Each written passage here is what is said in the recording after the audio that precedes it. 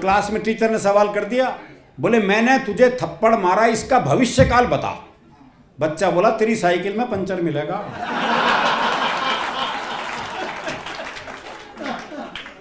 वो टीचर ने सवाल कर दिया, बोले मान लो तुम्हारे पास 10 लड्डू हैं। बोले कैसे मान लो जब है ही नहीं। बोले मान लो गणित में माना जाता है। बोले माना जाता तो मान लिए। बोले 2 लड्डू किसी ने ले लिए। बोले पहले तो ये बता किसने ले लिए।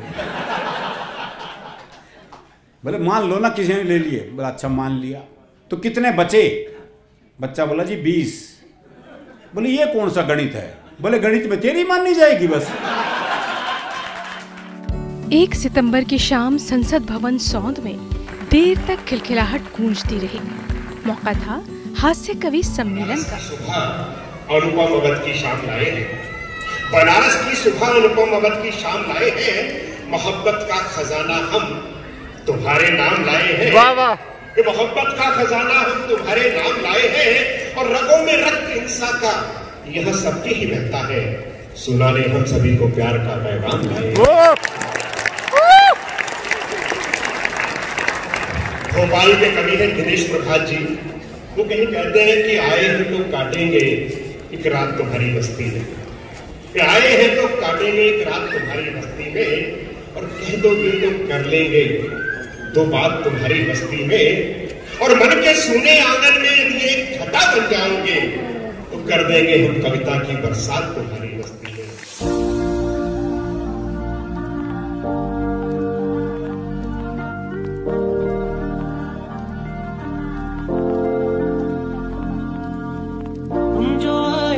जिंदगी में बात बन गई, इस पल को मिलके आज ले जरा। तेरे नीले नीले नैनों से शबनम पीलो, तेरे गीले गीले होठों की सरदम पीलो, पीने का मौसम तो तेरे संग यारा खुश रंग दीवानी मैं जर्द सितारा, और तेरे संग यारा खुश रंग बहारा, मैं तेरा हो जाऊं जब कर दे इशारा। जाने कैसे बांधे तूने अखियों के डोर, मन में रखे चा चलाया तेरी बाहर हो जाए, लेकिन बुलाती उनको फिर भी मैडम ही। चाहे बिहार हो चाहे दिल्ली हो, तो उन्होंने मंच हमें समझा दिया है। अब वो तो 10 साल उन्होंने शासन किया चुपचाप बिना बोले, और मुझे संचालन करना है बोल के। अरे बस जोरदार तालियां बजा दीजिए।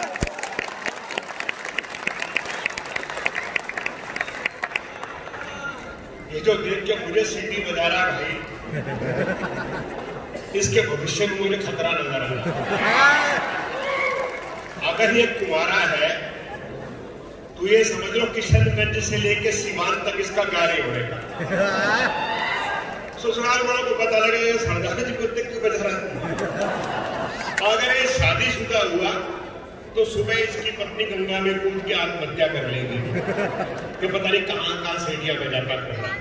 लेकिन दोस्तों ये अदब की महफिल है, साहित्य का अनुष्ठान है। आप तालियां बजाइए, मुस्कुराइए, ठहाके लगाइए और आनंद कीजिए। और आपको निश्चित रूप से कार्यक्रम जो है, बहुत अरसे तक आपने ऐसा कार्यक्रम नहीं देखा होगा, सुना होगा, जो आज आपके सामने होने जा रहा है। आदरणीय मंत्री महोदय हैं, उनकी उपस्थिति है बहुत, मैं बीच में उनका जिक्र कर लूंगा, क्योंकि अगर वो बैठे रहे तो जिक्र निश्चित रूप से होगा, और अगर वो उद्घाटन करके निकल लिए तो फिर बात अलग है। ये बड़ा प्रेम से, बड़ा प्यार से कमल कुमार गोयनका जी जो कि CEO है, अभी जिक्र कर रहे थे भाई इसका इको खत्म कर दे भाई, तो आवाज सुने। हाँ इको 0 कर दे, वो गा रहा हो तो हल्की सी इको डाले, हाँ 0 कर दे, नहीं तो मुझे लग रहा था जगराते में आया हूँ, आवाज पलट के आएगा, ऐसा महसूस होगा। दोस्तों ये कभी आपके लिए लाए क्या है?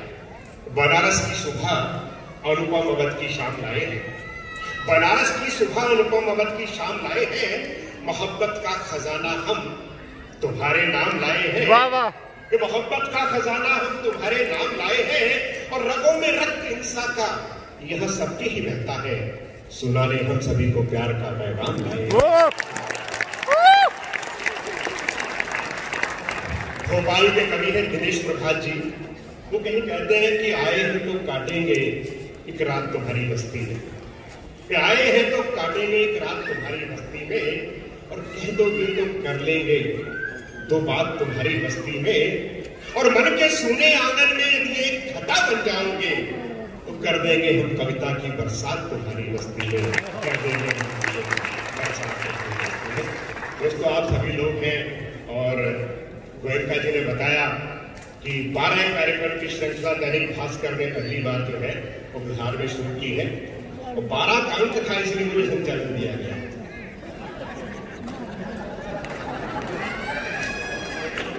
तो 12 का बड़ा, देखिए, बड़ा महत्व है 12 का। 12 का बड़ा महत्व है। भगवान राम का जन्म कब हुआ? दिन के 12 बजे। कृष्ण जी का कब हुआ? रात के 12 बजे। राम दिन त्रेता में, कृष्ण हुए द्वापर में। ये कलयुग चल रहा है, किसी और देवता ने अवतार लेना था, भाई सरदारों ने ले लिया। अब आप देखिए, एक आदमी जो पंच का चुनाव नहीं जीत सकता, 10 साल तक देश का प्रधानमंत्री रहा, तो ये कलयुग के अवतार में तो बताओ क्या है। और दूसरी बात देखिए, घड़ी की 3 सुइयां हैं, सबसे तेज भागने वाली सुई है सेकंडों की। जनसंख्या के हिसाब से देखें तो हिंदू धर्म का प्रतिनिधित्व करती है। दूसरी है मिनटों वाली, मुस्लिम भाइयों के हिस्से में आई है। तीसरी का पता नहीं लगता कि चल रही कि नहीं चल रही, घंटे वाली, सरदारों के हिस्से में आई है। जहां तीनों सुइयां मिलती हैं वहां 12 बजते हैं। अगर देश में राष्ट्रीय एकता पैदा करनी है, सांप्रदायिक सद्भाव पैदा करना है, प्रेम और भाईचारा पैदा करना है, तो इन तीनों सुइयों को मिलाना होगा और देश के 12 बजाने। और जो लोग इसका इतिहास में जानते हैं, मैं बताऊं कि जब विदेशी आक्रमणकारी हमारी बहन बेटियों को उठाकर ले जाते थे, तो हिंदू धर्म के सिपाही सिख रात के 12 बजे धावा बोलते थे, अपनी बेटियों को सुरक्षित छुड़ा कर लाते थे। तो विदेशी आक्रमणकारी कहते थे कि 12 बज गए, 12 बज गए। और डॉक्टर हरिओम पंवार जी की 4 पंक्तियां में उठे, जिनके आगे जिनके 2-2 बेटे चल गए दीवारों में, जिनके आगे। और फख्र है पूरे बिहार को कि गुरु गोविंद सिंह जी का जन्म इसी धरती पे हुआ, इस पावन पटना की जमीन पे उनका जन्म हुआ। और पूरे देश में जो है ऐसा कोई बलिदानी नहीं होगा जिसने अपने 4 बेटे और अपना पिता जो है देश के लिए वार दिया हो। ऐसे को व्यक्ति को, ऐसे महान आत्मा को सबसे प्रणाम करने पर जोरदार तालियां।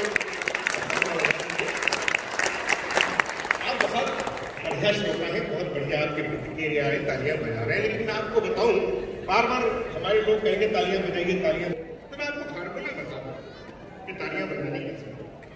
महिलाओं के लिए फार्मूला अलग है, पुरुषों के लिए अलग है। महिलाओं के लिए फार्मूला ये है कि अपना बायां हाथ उठाए और उसमें तस्वीर देखें, और उसके बाद दाहिने हाथ को बस पास ले जाए, खुद ही ऑटोमेटिकली थोड़ा पड़ना शुरू हो जाए।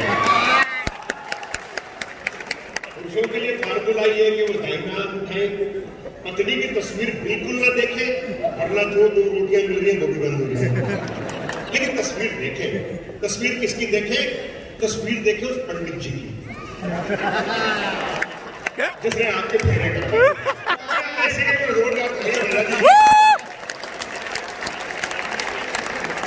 मानी चाहिए, और सारी दुनिया अपनी हो जाती है, बस एक माँ की मेहरबानी चाहिए। एक जोरदार तालियां डॉक्टर सुमन गोटी।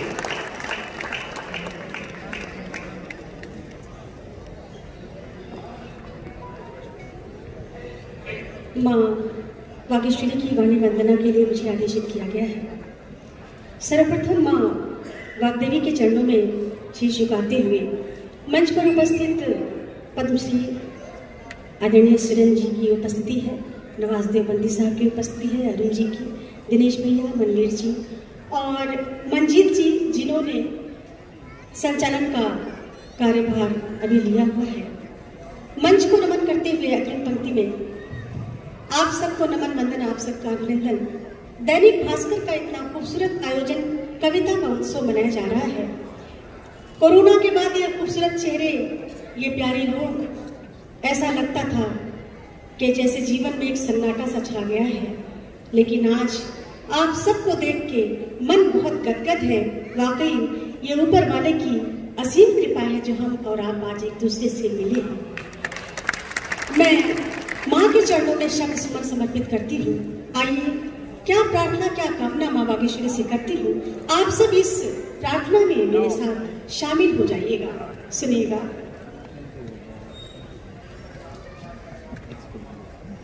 शारदे वरदे मुझे माँ, शारदे वरदे मुझे माँ, शारदे वरदे,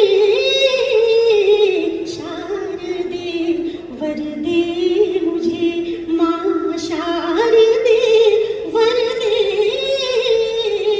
ज्ञान गुण स्वर से मेरी, ज्ञान गुण स्वर से मेरी झोली को तू भर दे, शारदे वरदे मुझे माँ।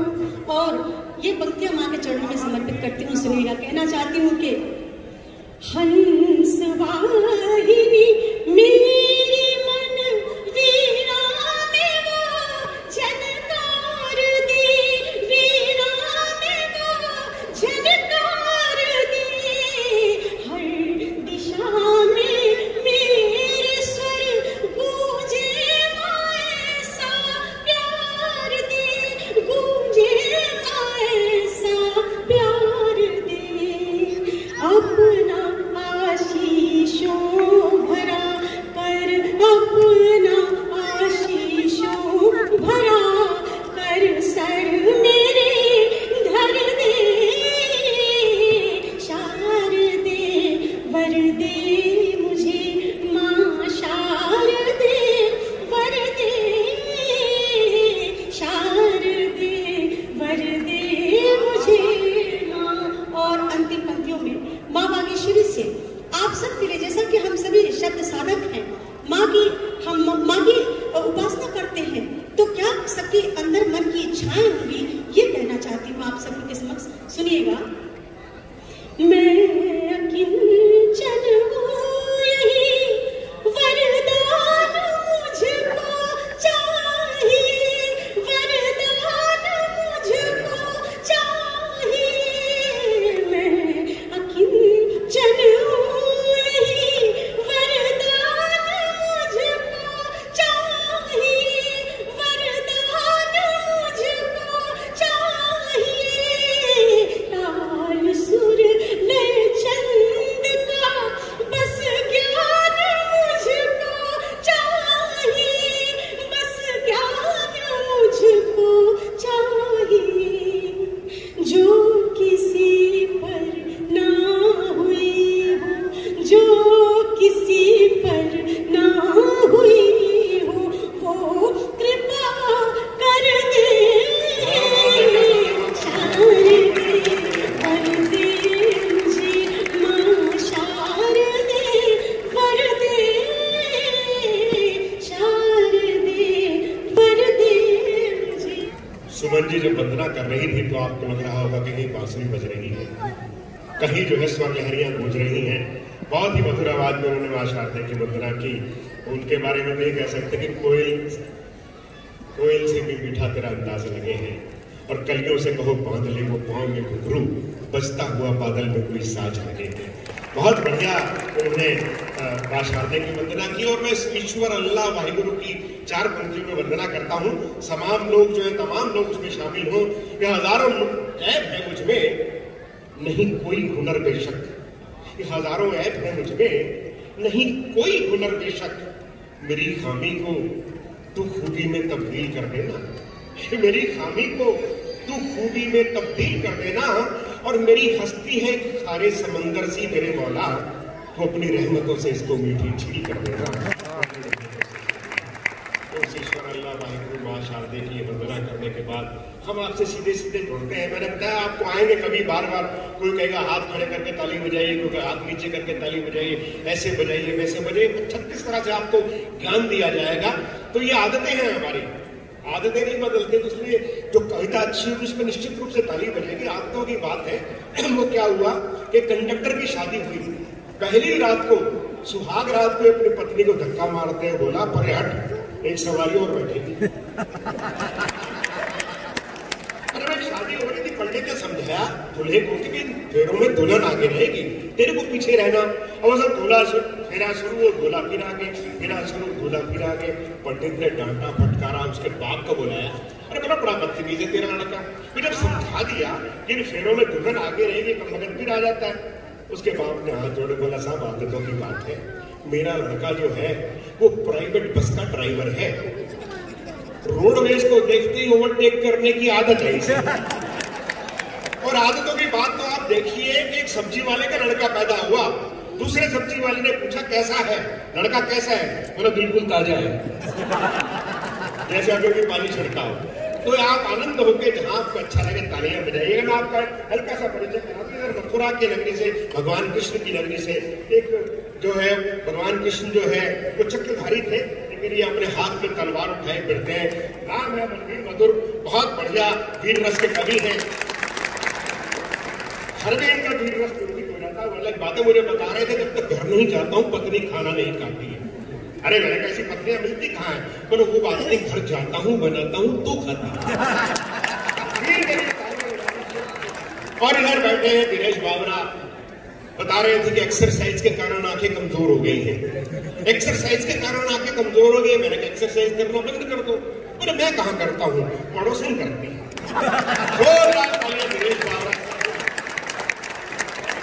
और इधर हरियाणवी हास्य का एक नाम, जो अब मैं उनके बारे में बताऊं तो खुद ही चीजें कट जाएंगी। वो जब आएंगे अपने क्रम में आपको खूब हंसाएंगे, और जैसे आप लोग सुन रहे हैं बड़ा ही आनंददायक शाम रहेगी। पर जोरदार तालियां अरुण जेटली में बुलाएंगे। उर्दू अदब का एक बहुत बड़ा नाम आज हमारा सौभाग्य है दैनिक भास्कर का कि हमारे बीच में है आदरणीय नवाज देवबंदी साहब। 4 पंक्तियों से इनके माध्यम से कहूंगा कि सागरों से जब से यारी हो गई, वह नदी मीठी थी खारी हो गई। सागरों से जब से यारी हो गई, वह नदी मीठी थी खारी हो गई। और फायदा भटकाव से इतना हुआ, रास्तों की जानकारी हो गई, रास्तों की जानकारी हो गई। जोरदार तालियां। पूरी बारी आने पर वो कविता से तो आपको नवाजेंगे, उनकी बातों से आप ठहाके लगाएंगे। और जो पति अपनी पत्नियों के साथ आए हैं, वो घर जाके जो है परेशानी में फंस जाएंगे, वो अलग बात है। लेकिन आज में श्री शर्मा आप तक पहुंचे। और इधर जो है मैंने इनको देख के काले कपड़े पहने, जैसे जैसा मैडम करेंगे वैसा वैसा सरकार को करना पड़ेगा। वो श्रीदेव के भक्त हैं, मैं इनका भक्त हूँ।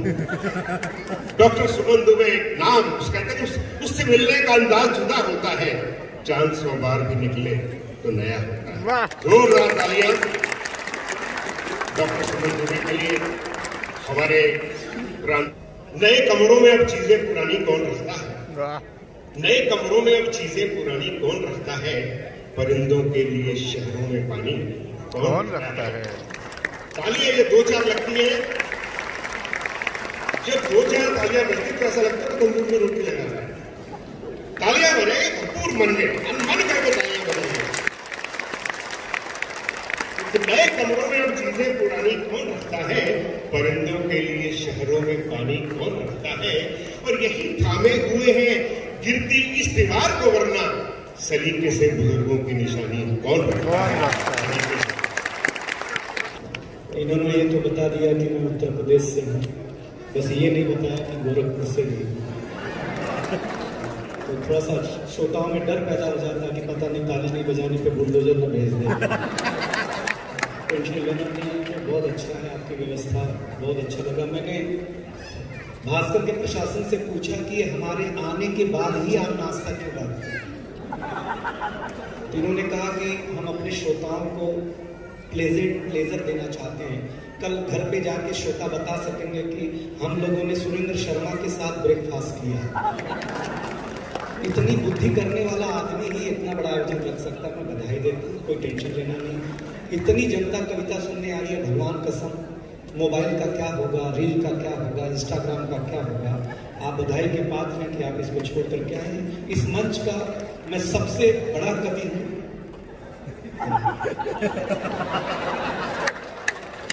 और सबसे कम पेमेंट में हूँ, तो आपकी तारीफ में मेरी इज्जत है, मेरा काम है और मैं बड़ा हूँ। चिंता मांग रहा है क्या? बड़ा कभी नहीं, मैं ठीक करेंगे आपको, चिंता नहीं करिए। बड़ा आज भावुक हूँ इतनी भीड़ देख करके, मैं भगवान के समझ आ रहा है। जो इज्जत आप हमें यहाँ दे रहे हैं, अगर घर मिल गई होती इतना तो मुझे हमारा नहीं मिल जाते पैसा। आप बहुत बड़ी बात देखिए, ये मंच देखिए, आप बिहार के लोग हैं। आपको बताऊं कि आप कभी सब्जी मंडी जाए, फल मंडी जाए, तो फल वाला जब अपना टोकरा सजाना शुरू करता है तो सजाते सजाते सजाते सजाते सबसे ऊपर वो फल रखता है जो सबसे ताजा और सुंदर होता है। उस एक फल की आड़ में नीचे के जितने सड़े गले होते हैं वो बेच डालता है। तो आज भास्कर ने सबसे बड़ा फल का टोकरा सजाया है, सबसे ऊपर मुझे रखा है।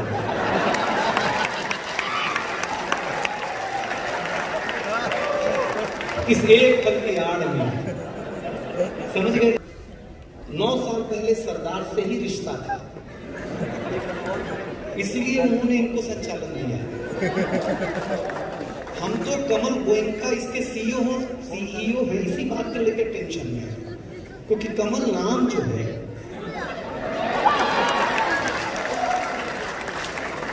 भास्कर को सूट नहीं करता है, हम जानते हैं। लेकिन एक टिप्पणी देखो, राजनीतिक व्यंग्य क्या होता है। लेकिन बिहार की जनता इतनी समझदार है, अब ध्यान से सुनना मेरा इशारा, मैंने यही व्यंग्य लिखा है। इतनी समझदार है कि वो ऐसा तीर मारेगी कि बिहार में लोग लालटेन लेकर के कमल ढूंढते रहेंगे। मेरी इस टिप्पणी पर मंत्री ने हंस करके तो मुझे आशीर्वाद दिया है, इससे पता चलता कि मैं भी राज्यसभा जा सकता हूँ। हम इशारे में नहीं करने वाले आदमी, कोई टेंशन लेना नहीं। दीपांकर भैया बैठे रहिएगा, बहुत अच्छा है। देखिए जनता जनार्दन, दूध को दूध, अब मेरी को मैं जवान करना चाहता हूँ, आपको आप मुझे कर देना। दूध को दूध, पानी को पानी कह दूं, मेघ की गर्जना दरिया की रवानी कह दूं, कैश ने लैला को जो भेजी थी निशानी कह दूं, सूर के पद मीरा की बानी कह दूं। अगर यूं ही चुप रहे तो कुछ कह न पाऊंगा, जरा सा साथ दो तो दुनिया की कहानी कह दूं।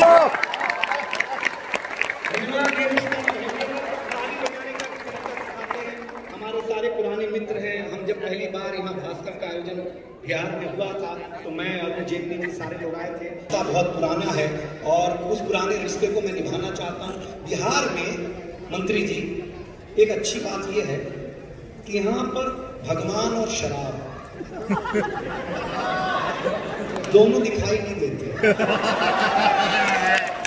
लेकिन उपलब्ध हर जगह है।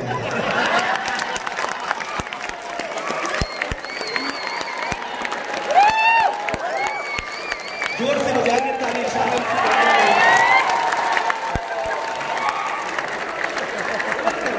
गलत कर रहे हैं। अच्छा, ताजुब की बात है कि जिसको मिल जाती है ये दोनों, वो बताता नहीं कि हमें मिल गई है। इशारे में कहते, देखिए माफ करे बिहार, हमारा खानदान बहुत बड़ा है साहब। मैं राजनीतिक परिप्रेक्ष्य में बोलूं, देखिए हम जहां जहां जाते हैं आजकल जिस प्रदेश में, वो अपने प्रदेश में वो प्रदेश रखा हुआ होता है।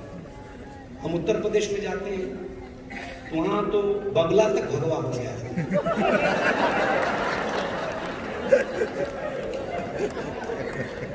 इशारे में देखिएगा, इशारे में बात करेंगे हम। सर इतना पुलिस देखिए मंत्री जी हर चौक, हर 3 मीटर पे पुलिस, 3 मीटर पे पुलिस। अंदर आए तो 8-10 लोग। तो हमने पूछा ये क्यों है? अरे बोले मंत्री जी आए हैं, राज्यपाल साहब आने वाले थे।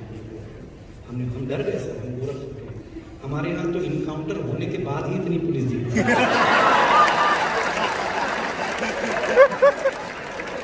हमारे यहाँ मंत्री साहब, कमल सर, मतलब इतना मनोबल गोरखपुर की पुलिस का बढ़ा हुआ है कि वो अगर मुर्गी से 2 अंडा मांगे और वो एक ही दे तो उसका भी इनकाउंटर कर देगा। क्योंकि हमारा उत्तर प्रदेश बहुत होशियार, उसको लगता मुर्गी का इनकाउंटर कर दो, मरने के बाद रात को मजा भी दे दी। अद्भुत मामला है। लेकिन आप लोग सचमुच अच्छे लोग हैं। देखिए, मैं बहुत छोटा कवि हूँ और बिहार अद्भुत प्रदेश है। बिहार में महिलाओं ने जो काम में दिया है ना, हमको बहुत तकलीफ है। आंदोलन कर करके पूरे बिहार में शराबबंदी कर दी। अब बिहार के पुरुषों आपको भी आंदोलन कर करके ब्यूटी पार्लर बंद करा दिया।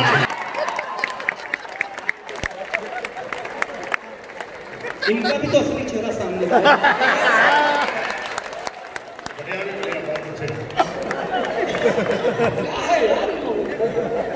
अद्भुत काम कर रहे हैं। देखिए, एक निवेदन करूं, ताली बजाने का मापदंड क्या? हम सत्यनारायण भगवान की कथा सुनते हैं, हम 10वीं बार भी कथा सुन रहे हैं, कभी भी जब तक पंडित ना कहे कि अध्याय समाप्त हुआ तब तक हम अक्षत फूल नहीं छोड़ते, क्योंकि हम ठीक से सुन ही नहीं रहे। तो हम बता दिया करेंगे कि अध्याय कहाँ समाप्त हुआ, वही ताली ठोकना हमारी इज्जत ले जाएगी। पहला इशारा देखना है सर। भास्कर ग्रुप के लोगों, आप ध्यान से सुने, बिहार के लोगों, ये महिलाएं स्वच्छता में भरोसा नहीं करती, हम पुरुष लोग स्वच्छता में भरोसा करते हैं। हम पुरुष लोग, भरोसा मत तो सुनिए, हम पुरुष लोग नाई की दुकान में जाकर के बाल कटा करके आते हैं, दाढ़ी बनवा करके आते हैं, आ करके तुरंत नहाते हैं। आपने किसी महिला को ब्यूटी पार्लर से आने के बाद अध्याय समाप्त हुआ, ताली बजाने में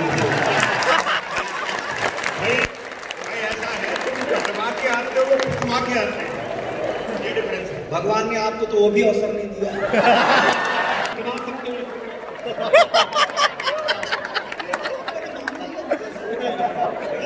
कितने बुरे दिन आ गए कि विद्वान आदमी को संचालन इनके करना। लेकिन इनका नाम कैसा होता? मन जीत, जो मन को जीत ले। अद्भुत मामला। लेकिन हम राजनीति में सरगर्म नहीं करते, हम उत्तर प्रदेश के, हमको डर लगता है, इसलिए बिहार में आके करते हैं। कमल पे बोलने की हिम्मत ही नहीं होती है। पता नहीं कब हमको हमारे पीछे वो छोड़ दें। पता नहीं ईडी और सीबीआई कितने अधिकारी अपॉइंट कब होते हैं। मतलब हद हो गई। ईडी से परेशान है, बाहर ईडी से परेशान है, हद हो गई यार। कुछ तो छोड़ो यार। हम ऐसा नहीं सर, हम तो नीतीश बाबू को अब पता चला कि कमल फूल बना रहा है। अध्याय समाप्त हुआ।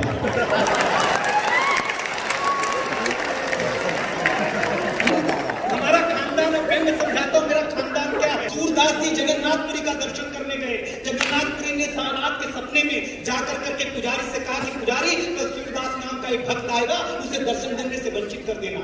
सूरदास पहुंचे। दूसरे दिन पुजारी पहुंचा, बोला हुजूर आपको दर्शन नहीं मिल सकता, भगवान जगन्नाथ मुकुट बंद कर दिया। सूरदास ने कहा कि जाकर के पूछ के आओ दर्शन क्यों नहीं मिल सकता। जगन्नाथ जी ने कहा कि इस आदमी ने, जब मैं वृंदावन में था, मथुरा में था, इस आदमी ने मुझे माखन चोर लिख दिया, चीर हरण का दोषी बनाया इस आदमी ने, क्या क्या मेरे खिलाफ लिखा इस आदमी ने, अब अवसर मेरा है। सूरदास को आकर के पुजारी ने बोला कि अंदर वाले देवता ने कहा है कि जब वो वृंदावन मथुरा में थे तो उन्होंने, आपने उनके खिलाफ पद लिखे, उनको चोर बनाया, उनके भगवत्ता में कमी आ गई। सूरदास का जवाब सुनना, राजनीतिक कुर्सियां जो बैठी हुई सुने। सूरदास ने कहा कि जाके तेरे कन्हैया से कह दे, जगन्नाथपुरी से, कि एक भक्त से दुश्मनी ठीक है, एक कवि से दुश्मनी ठीक नहीं है।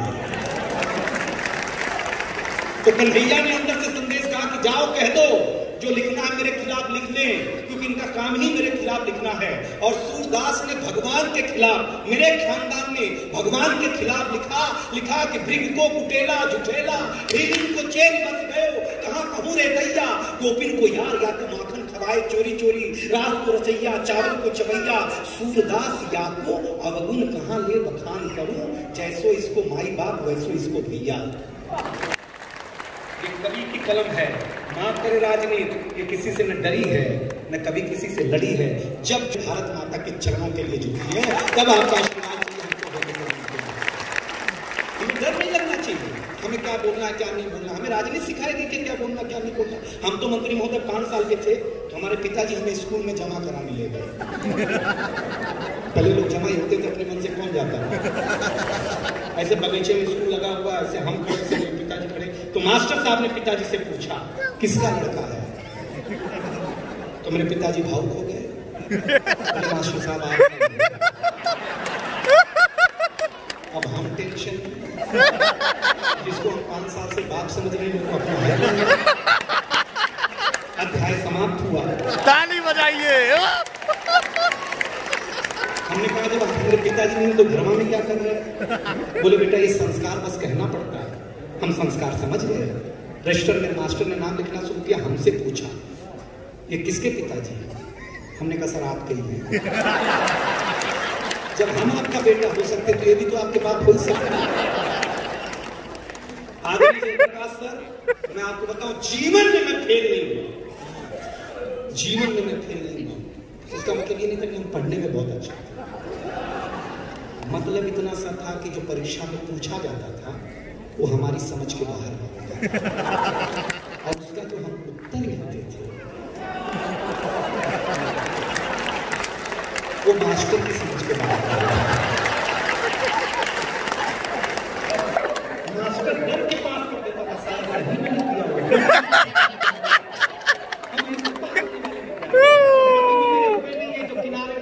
मेरा होके बताइएगा, क्योंकि ये कविता का रंग जब हरिवंश राय बच्चन की कलम में उतरा, उन्होंने लिखा रंग भर से भीगे चुनन वाली, ये रंग आस्था की चौखट पर आया तो मीरा ने गाया श्याम पिया मोरे मुंडे चुनरिया, ऐसी रंग दे कि रंग नहीं छूटे रामा, दुबिया धोए चाहे सारी उमरिया। ये रंग फिल्मी पर्दे पर आया तो सुनील दत्त साहब ने कहा कि रंग और नूर की बारात किसे पेश करूं, ये मुरादों की हंसी रात किसे पेश करूं। ये रंग शायरी में आया तो शायर ने लिखा इसी रंग रंग में रंग है, तुझे रंग रंग में रंग दिया, मेरा रंग आया है रंग पर, तेरा रंग चढ़ के उतर गया। ये रंग कविता में आया तो कवि ने लिखा इस रंग बदलती दुनिया में मैं रंग बेचता हूं, और जरा बिहार भास्कर के पाठ को हाथ खड़े कर देना अगर तिरंगा हाथ में आ जाए।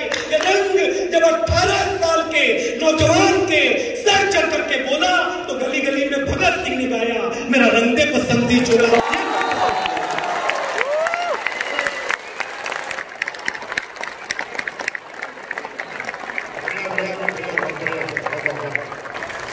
ये वाली पहले बजा देते तो इतना खून खराबा नहीं करना पड़ता। इधर जान अटक गई है अपनी, आप लोग खेलने को तैयार नहीं हो जाता। हाँ तो भाई एक तो आपके स्पॉन्सर ज्वेलर वाले भैया ने पता नहीं डब्बा में क्या दे दिया, हमारा दिमाग उसी में लगा हुआ कि अच्छा होगा कि बुरा होगा क्या होगा। अब ऐसा काहे करते? अब ये ऐसा खुला खुला दीजिए। अच्छा जो खुला सामान मिला वो हमारे किसी काम का नहीं है, वो टेबल पे पड़ा रहेगा। लेकिन बहुत अच्छा है, भारत का सम्मान है। सिंगोल आजकल इतना चर्चा में था, हमारे मोदी जी जिसको छू दें वो चर्चा में आ जाता है। उन्होंने एक बार मोर को छुआ था, चर्चा में आ जाता। हमें अच्छा है, सिंगोल भी चर्चा में आया, बहुत अच्छा। लेकिन मंच पर बड़े बड़े कवि हैं, आप इनको सुनिएगा। मैं एक कविता सुनाने का मान स्वागत करता हूँ। हम सब उत्तर प्रदेश के लोग, हमारा जलवा है। हमारी तो बीवी ने बोला, वो देखो पड़ोसन का पति अपने बीवी के वर्षगांठ पर, शादी के वर्षगांठ पर फूलों से सेज सजाता है। हमने कहा देख भाई एक तुम हो कि कुछ नहीं करते। जी सर कोई बात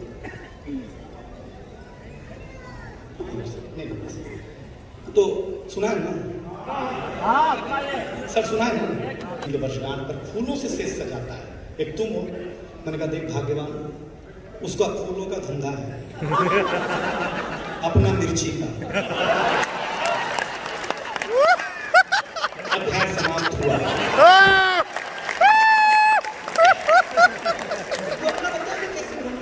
तो ऐसे देखिए हमारे अंतिम बात सुना करके कविता कहूंगा मैं। अब अच्छा सुन रहे, मजा आ रहा था। हम बड़े कवि हैं कि नहीं बताइए?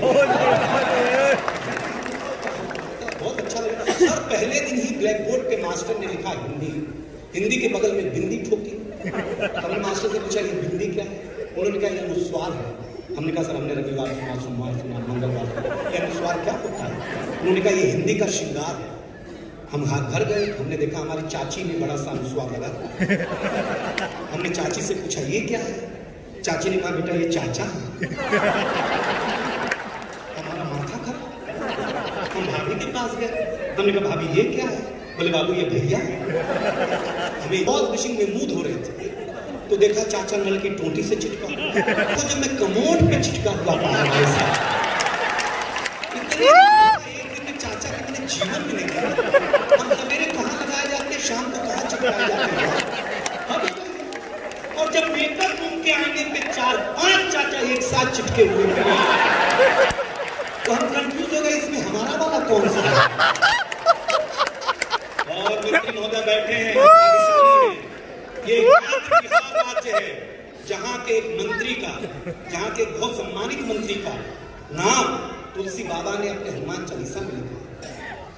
हनुमान चालीसा में वहां के मंत्री का नाम कितना महान प्रदेश है। हनुमान चालीसा में बाबा तुलसी ने लिखा, तेज प्रताप महाजग।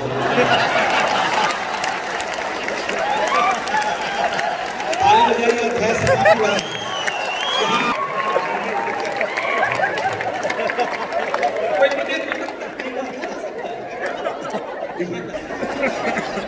कितने बड़े मंत्रालय के आप लोग हैं, हद हो गई सर। हमारे यहाँ एक इंस्पेक्टर साहब जांच करने आए, खचाखच स्कूल में देखे बच्चे हैरान, क्योंकि हमारे बच्चे होते नहीं सीधे बात। एक बच्चे को खड़ा किया, बोले बताओ तुम्हारे प्रदेश का मुख्यमंत्री कौन है? बच्चे ने कहा रामलाल यादव। इंस्पेक्टर ने बोला ये कौन है बे? बच्चे ने कहा मेरे पिताजी का नाम है, 5 साल से घर नहीं आए तो मुझे लगा यही है। उसने डांटना शुरू किया, तुम्हारे प्रदेश का मुख्यमंत्री का नाम नहीं मालूम है, कैसे बच्चे हो? बच्चे ने कहा मास्टर साहब असली बात ये है कि हम असली स्टूडेंट है ही नहीं, हम तो यहाँ भेड़ बकरी चरा रहे थे। ये मास्टर जी आए, बोले क्लासरूम में बैठ जाओ, शाम को 10-10 रुपया मिलेगा। आप ही बताओ तुम दोगे कि कोई और देगा? इंस्पेक्टर का माथा घूम गया, उसने मास्टर को डांटना शुरू किया, क्या करते हो बच्चे असली नहीं है? मास्टर ने कहा देखो साहब असली तो हम खुद ही नहीं असली हमने चाचा जी और मुकदमा लड़ने गए। उन्होंने कहा जा संभालने के चक्कर में हम पहली बार आए। अब तो साहब इंस्पेक्टर का एकदम माथा लाल हो गया। वो हेडमास्टर की केबिन में गया, बोला किस बात की सरकार दम खा देती है, बच्चे असली नहीं, मास्टर असली नहीं। तो हेडमास्टर साहब ने 10,000 की गड्डी निकाली, इंस्पेक्टर के हाथ में रखी, बोला देखो साहब असली तो मैं भी नहीं, असली तो मेरा बड़ा। वो किसी काम से बाहर गया, उसने कहा इंस्पेक्टर आएगा, उसके हाथ में 10,000 की नोट रख देना, बिना कुछ बोले सारी फाइलों पे साइन करके निकल लेगा। अगर ये बात अच्छी लगे, बिल अच्छा लगे तो बताना। हेडमास्टर ने इंस्पेक्टर से कहा, इंस्पेक्टर साहब आप खुद सोचिए 10,000 ले लिए हैं तो फाइल पे साइन कर दीजिए ना। इंस्पेक्टर कहा देखो ये तो मैं था कि जो 10,000 में मान गया, कहीं असली वाले साहब आ गए।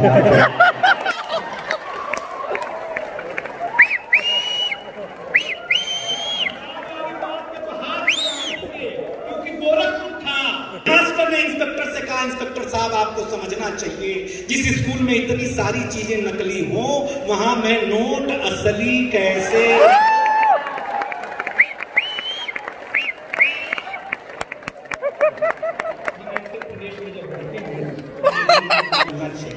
हमारे यहाँ तो एक नेताजी भाषण दे रहे थे इस किसान रैली में, तो कुछ किसान सीधे खेत से पहुंचे रैली में, तो नेताजी ने कहा कि आपके पैर में कीचड़ क्यों है? किसानों ने कहा साहब हम तो खेत से सीधा आपके रैली में आ गए। नेताजी ने कहा हमारी सरकार बनाओ, वोट दो, हम तुम्हारे खेतों में टाइल्स लगवा दें।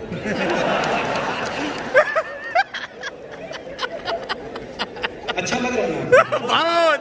अब कविता अंतिम रूप से क्योंकि बहुत मैं एक महत्वपूर्ण कविता गाना चाहता हूँ, लेकिन मुझे ये जो कहीं कहीं भास्कर जैसे जवाबदार पत्रकारिता का समूह बैठा हुआ है, मैं इन लोगों के बीच में सारे लोगों को प्रणाम करता हूँ। मेरे पास भी नाम का एक खजाय कमल जी हैं, प्रमोद सर हैं, जयप्रकाश जी हैं, दिनेश जी हैं, मैं सबको अपने प्रति आभार व्यक्त करते हुए एक कविता बोलना चाहता हूँ। आज की अब बीमारी पटना, अब बीमारी कैंसर बड़ी नहीं है, अब बीमारी किडनी फेल बड़ी नहीं है, जो बीमारी है उस पर मैं कविता। पहले हम सर उठते थे मंत्री महोदय, कराग्रे वस्ते कर मूल्य लक्ष्मी सरस्वती, हम हाथ देखते थे, चेहरा देख करके धरती माता को प्रणाम करते कि तेरे माथे पर मेरा पैर पड़ने वाला है। हम आप वो ऐसे नहीं रहे, हम मोबाइल का स्टेटस देखते उठते ही हमारे अंदर कितना परिवर्तन आया है।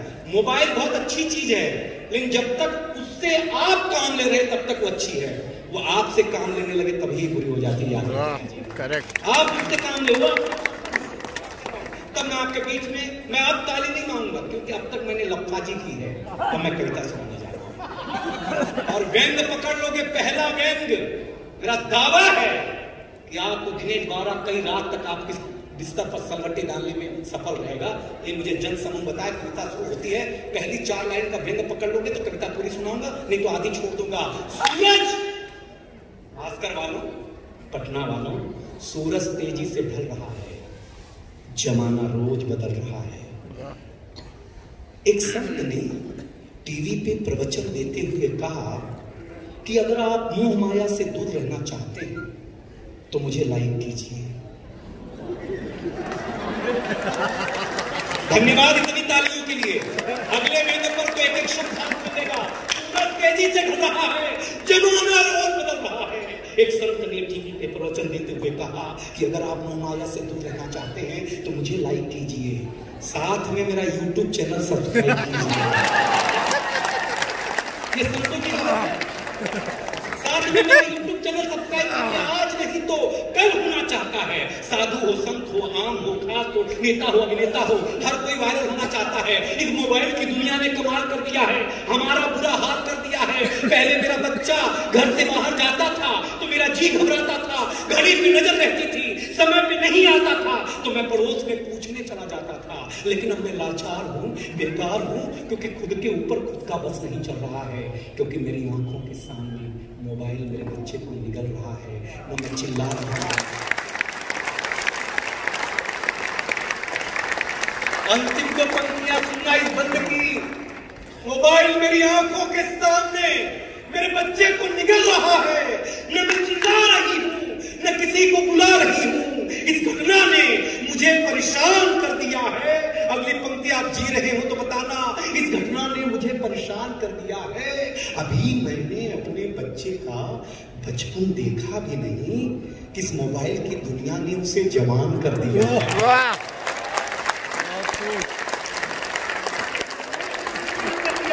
आपके तालियों का घनत्व बढ़ाना, क्योंकि मेरे लखाजी पर आपने खूब ताली बजाई है। जरा कभी ना, इस मोबाइल की दुनिया ने जवान कर दिया है। ये मोबाइल जिसका भी आविष्कार है उसका सम्मान है, क्योंकि इसका हमारे जीवन में बड़ा योगदान है। लेकिन इसके भीतर के कुछ आविष्कारों ने, भास्कर के पढ़ने वालों, अच्छे अखबार के पाठकों, इसके भीतर के कुछ आविष्कारों ने हमें भोगी बना दिया है। शरीर को शरीर, मंत्री महोदय हमें मनोरोगी बना दिया है।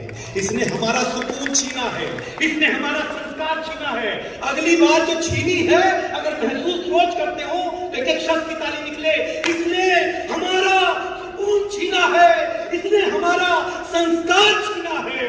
अरे इसने घर में एक साथ बैठ के बतियाने वाला परिवार छीना है।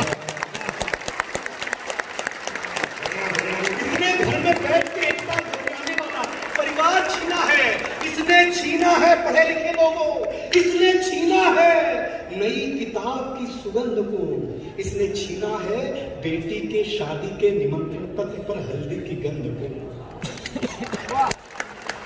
मैं ताली मानूंगा नहीं, इसने छीना है बेटी की शादी के निमंत्रण पत्र पर हल्दी की गंध को।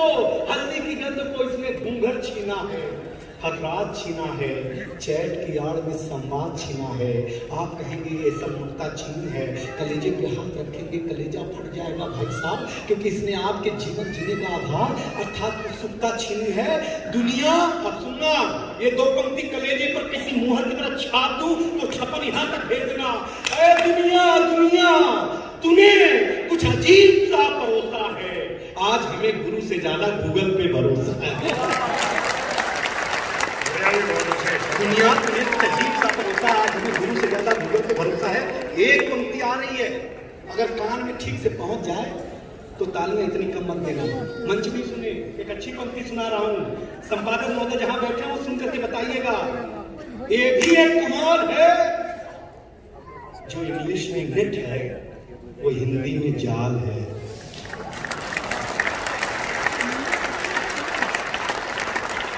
और जिस मछुआरे का ये जाल है उसका नाम बाजार है। कुछ लोग झूठ बोल रहे हैं, वो जूझ करके थक चुके हैं। आप माने या न माने, हम आप थोड़ा थोड़ा तो इसमें फंस चुके हैं। अगर आप अपने आप को चाहते हैं बचाना तो इस 4 इंच की चीज़ से थोड़ा दूर होगा जाना। मैं पूरा नहीं कह रहा हूँ, थोड़ा दूर होगा जाना, वरना जिंदगी के जज्बात खो देंगे, हरे भरे एहसास खो देंगे। अब पटना ये आप निर्णय आपका है कि आपको कैसे रहना है, कैसे जीना है। लेकिन एक दिन घर में बैठ के जरूर सोचना, इस मोबाइल में आपसे क्या क्या छीना है, क्या क्या छीना है। अंतिम 2 पंक्ति पर मैं अपनी जगह लेने जा रहा हूँ। जरा बताना कि दिनेश बावरा तुमने इस कवि सम्मेलन की शुरुआत ठीक कर दी है। अंतिम पंक्ति सुनिएगा, 2 पंक्ति, और हर एक शख्स हाथ उठा के ताली देगा, तुम्हें सुकून मिलेगा। पहली बार इतनी भीड़ देखी है मैंने कवि सम्मेलन में, मुझे उसका उत्साह भर के भेजे। पटना ये कहीं नहीं गांधी मेमोरियल हॉल, बस इतना निवेदन है पटना कि अपने हौसले को बुलंद करना सीखिए। मोबाइल चलाना तो सीख लिया है, थोड़ी देर बंद करना सीख लिया।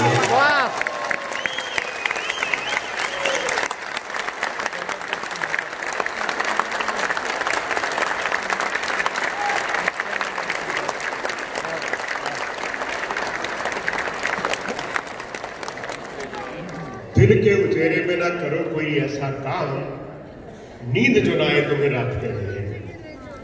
दिन के उजेरे में ना करो कोई ऐसा काम, नींद जो ना आए तुम्हें रात के अंधेरे में। और रात के अंधेरे में ना करो कोई ऐसा काम, मुंह जो छिपाते फिरो दिन के उजेरे में। मथुरा में एक एसपी साहब, एक मेजर साहब, शाम के 8 बजे 8 PM समझते तो हो गई, इस्तेमाली तो नहीं है।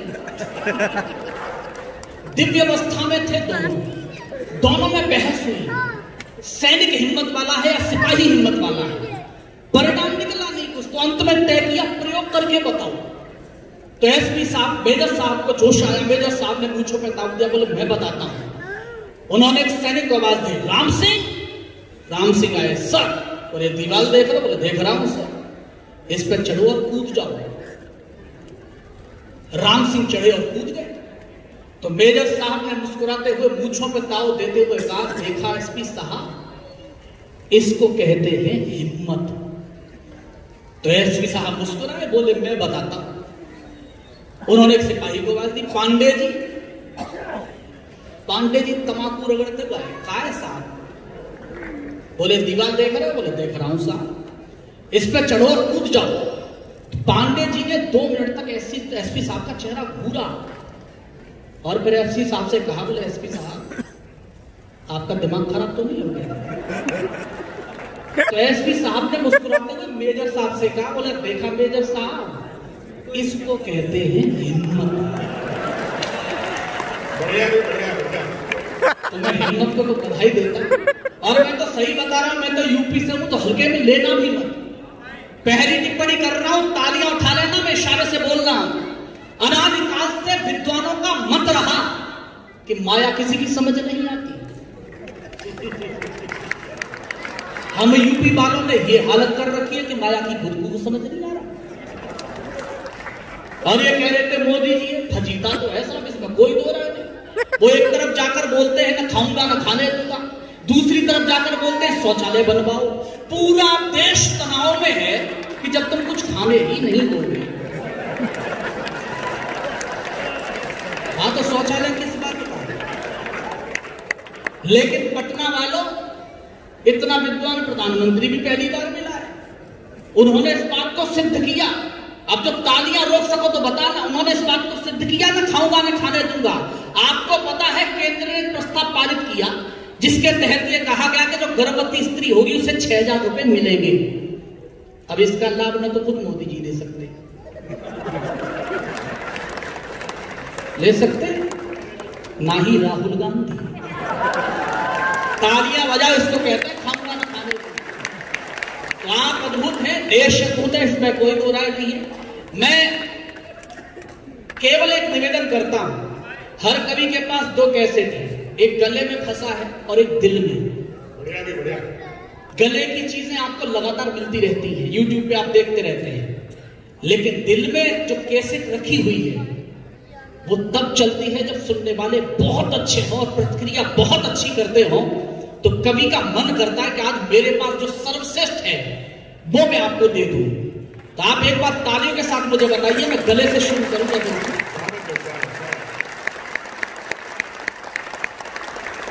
भगवान श्री राम के मंदिर का शिलान्यास हुआ, बहुत सारे लोगों ने विरोध किया, लेकिन समर्थन करने वाले लोगों का कहना था ये तो रावण है जो राम का विरोध कर रहा है। एक कवि क्या बोलता है, मैं किसी पक्ष या विपक्ष में नहीं जा रहा हूं। जैसे दैनिक भास्कर निष्पक्ष है, वैसे मैं निष्पक्ष कविता पढ़ रहा हूं और आपसे एक आग्रह करना चाहता हूं। आपके लिए एक रात का समय है आनंद लेने का, कविताएं सुनने का, लेकिन इस एक रात को सजाने के लिए दैनिक भास्कर परिवार की कितनी रातें बलिदान हुई होंगी। मैं चाहता हूं इस तरह के आयोजन होते रहे। एक बार दोनों हाथ आइए, जोरदार तालियों के साथ अभिनंदन करिए दैनिक भास्कर परिवार का।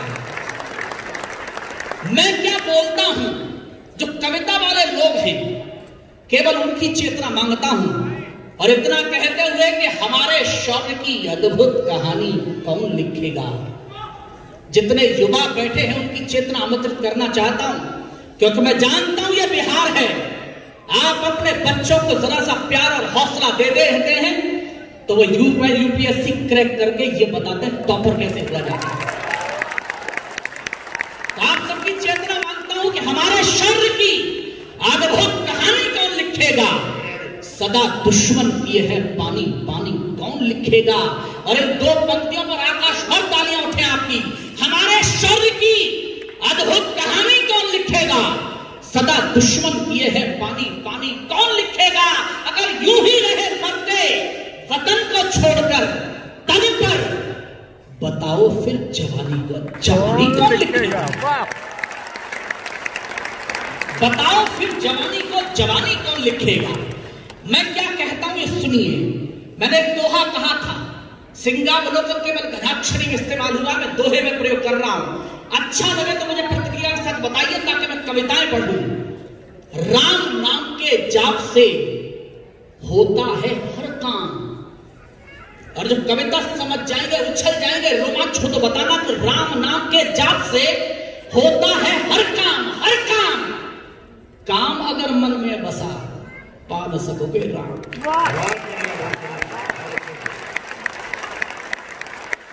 आइए मैं निवेदन करता हूं, कौन राम है कौन रावण है, हम अपने अंदर झांके और महसूस करें। पहली 4 पंक्तियां कविता की निवेदन करता हूं, सुनिए।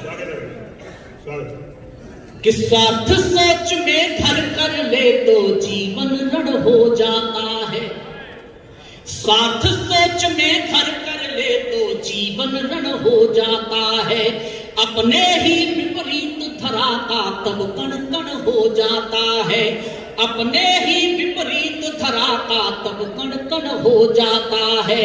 ज्ञान बाहुबल या फिर साहस कुछ भी काम नहीं आता।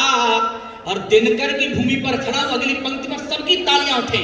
ज्ञान बाहुबल या फिर साहस कुछ भी काम नहीं आता। मन में राम नहीं हो तो ये तन रावण हो जाता है।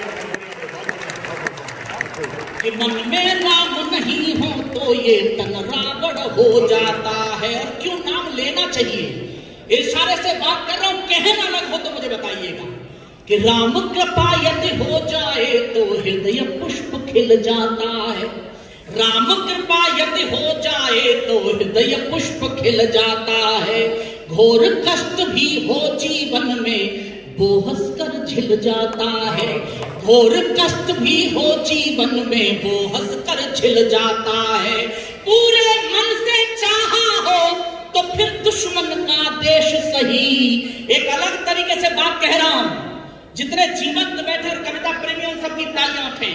पूरे मन से चाहा हो तो फिर दुश्मन का देश सही। राम भक्त को लंका में भी राम भक्त मिल जाता है। राम भक्त को लंका में भी राम भक्त मिल जाता है। और ये कहा जाता है रावण ने संपूर्ण सृष्टि को जीत लिया था, लेकिन अहंकार के चलते परिणति क्या हुई। और सियासत के बड़े लोग यहां पर बैठे।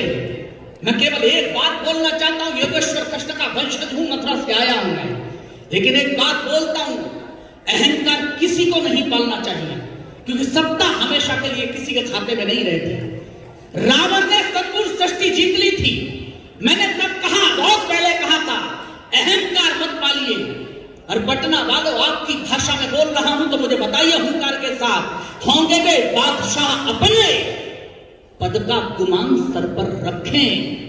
और अगली पंक्ति में दिनकर की भूमि के लोगों मुझे बताना, होंगे वे बादशाह अपने, पद का गुमान सर पर रखें, लेकिन हम हैं अक्खर फकीर, सिंहासन ठोकर पर रखें।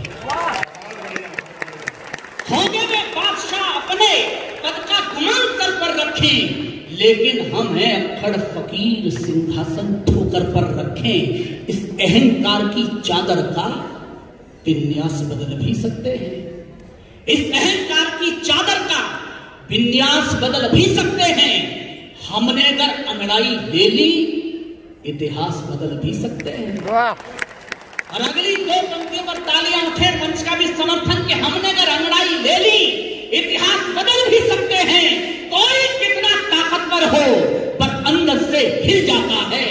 जो मिट्टी से नफरत करता है वह मिट्टी में मिल जाता है। वाह, बहुत खूब। जो मिट्टी से नफरत करता है वह मिट्टी में मिल जाता है। परिणति सुनिएगा क्या है कि पढ़ना रावण के चरित्र को वो भी क्या सिखलाता है, करता जो जैसा जीवन में वो वैसा फल पाता है, करता जो जैसा जीवन में वो वैसा फल पाता है। शब्द ज्ञान का हो घमंड तो रहता कुछ विशेष नहीं, सृष्टि जीतने वाला अपने घर में मारा जाता है, सृष्टि जीतने वाला अपने घर में मारा जाता है। लेकिन पटना वालों, गर्व करिए, हमने आजादी का अमृत महोत्सव मनाया, लेकिन चार पंक्तियां मैं निवेदन करता हूं, सुनना। बर्बादी से जंग लड़ी है तब आबाद हुए हैं हम, अपने पूर्वजों को याद करना। हम कुछ नाम पढ़ते हैं इतिहास में, लेकिन यह जितने लोग इस ऑडिटोरियम में बैठे हैं सब अपने पूर्वजों को याद करना, क्योंकि उन्हीं के संघर्ष का प्रताप है कि आप और हमने आजादी का अमृत महोत्सव मनाया। बर्बादी से जंग लड़ी है तब आबाद हुए हैं हम, रोम रोम में इनकलाब भर जिंदाबाद हुए हैं हम, रोम रोम में इनकलाब भर जिंदाबाद हुए हैं हम। तोड़ी सभी गुलामी की जंजीरें पर इस कारण से, मिटे कई आजाद यहाँ पर तब आजाद हुए हैं हम। तालियां कमजोर है दोस्त आपकी। मिटे कई आजाद यहाँ पर तब आजाद हुए। अनुच्छेद 370 हटाया गया। मैं राजनीति के समर्थन या विपक्ष में नहीं बोल रहा हूं, मैं केवल देश की बात बोलता हूं। और एक चीज याद रखना, सच कहने की हिम्मत रखते हैं हम, दुनियादारी की कला नहीं रखते। सच कहने की हिम्मत रखते हैं हम, दुनियादारी की कला नहीं रखते। आवाज तल्ख है, तीखी है तो है, हम दो स्वर वाला गला नहीं रखते।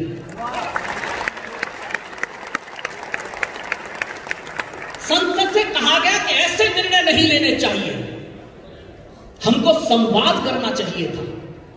तो मैं पटना में खड़े होकर पूछना चाहता हूं, तो पिछले 75 वर्षों से कर क्या रहे थे? संवाद ही तो कर रहे थे। लेकिन मैं योगेश्वर कृष्ण का वंशज हूं, मथुरा की ओर से चार पंक्तियां सुनिए, और दिनकर की परंपरा जीने वालों, शुद्ध कविता की बात कर रहा हूं तो मुझे बताइएगा।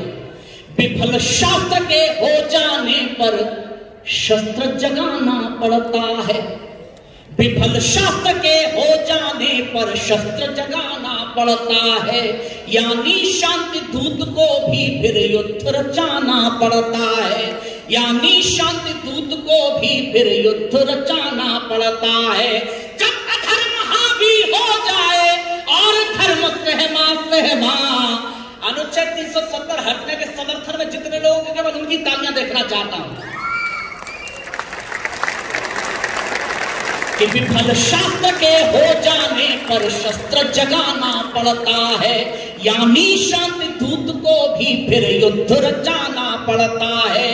जब अधर्म हावी हो जाए और धर्म सहमा सहमा, तब तब वंशी त्याग कृष्ण को चक्र उठाना पड़ता है, तब तब वंशी त्याग कृष्ण को चक्र उठाना पड़ता है। आजादी के 75 वर्षों में हमने ये भी देखा सेना कार्यवाही करती है, राजनेता प्रमाण मांगते हैं। मैं किसी का प्रवक्ता नहीं हूं दोस्त, मैं भारत मां का बेटा हूं। मैं केवल इतना कहना चाहता हूं, आपकी सियासत आपको मुबारक हो, हमको नहीं करनी, लेकिन माफ करिए, कम से कम देश और सेना तो छोड़ दीजिए।